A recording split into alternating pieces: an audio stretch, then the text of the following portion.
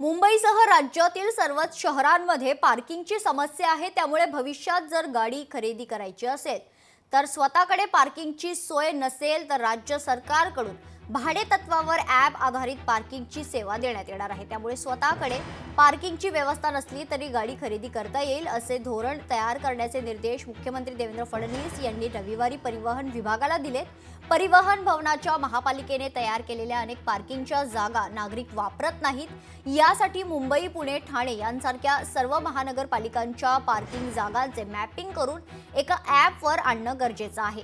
या ॲपच्या माध्यमातून नागरिक पार्किंगची जागा भाडे तत्वावर घेऊ शकतील। या धोरणात्मक निर्णयामुळे रस्त्यावरचे अनाधिकृत पार्किंग, वाहतूक कोंडी आणि त्यामुळे होणारे रस्ते अपघात टाळता येणे खरं तर शक्य होणार आहे, असा विश्वास देवेंद्र फडणवीस यांनी व्यक्त केलाय।